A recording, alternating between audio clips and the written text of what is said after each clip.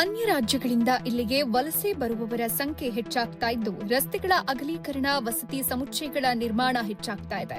ಹೀಗಾಗಿ ಅಲ್ಲಲ್ಲಿ ಕಸ ಬಿಸಾಡುವುದು ಹರಿದು ಚರಂಡಿ ಸೇರೋದ್ರಿಂದ ಕೆಲವೊಮ್ಮೆ ಅವು ಕಟ್ಕೊಂಡು ಗಬ್ಬೆಬ್ಬಿಸಿದ ಉದಾಹರಣೆಗಳು ಸಾಕಷ್ಟಿವೆ.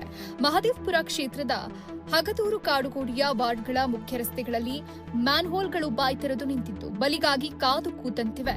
ಸಾಲದಕ್ಕೆ ಒಳಚರಂಡಿಯ ದುರ್ವಾಸನೆಯುಕ್ತ ನೀರು ರಸ್ತೆ ಮೇಲೆ ಹರಿತಾ ಇದ್ದು ಸಾರ್ವಜನಿಕರು ದುರ್ವಾಸನೆಯಿಂದ ಹೈರಾಣಾಗಿದ್ದಾರೆ. ಮ್ಯಾನ್ಹೋಲ್ಗಳು ಓಪನ್ ಆಗಿ ತಿಂಗಳುಗಳೇ ಕಳೆದರೂ ಒಳಚರಂಡಿ ಮತ್ತು ಜಲಮಂಡಳಿ ಅಧಿಕಾರಿಗಳು ಯಾವುದೇ ಕ್ರಮ ಕೈಗೊಳ್ತಿಲ್ಲ. ಇನ್ನಾದ್ರೂ ಎಚ್ಚೆತ್ತುಕೊಂಡು ಸಮಸ್ಯೆ ಬಗೆಹರಿಸ್ತಾರ ಕಾದ್ ನೋಡ್ಬೇಕಿದೆ. ಸರ್ ಒಂದು ತಿಂಗಳಿಂದ ಒಂದೇ ವಾಸನೆ ಸರ್, ವ್ಯಾಪಾರ ಮಾಡೋಕ್ಕಾಗ್ತಾ ಇಲ್ಲ. ನಾವು ರೋಡಿಯವರು ಗಾಡಿಯವರೆಲ್ಲ ಇದು ಮಾಡ್ತಾರೆ, ಎಲ್ಲ ವಾಸನೆ ಆಯ್ತಾಯಿದ್ದಾರೆ ಸರ್.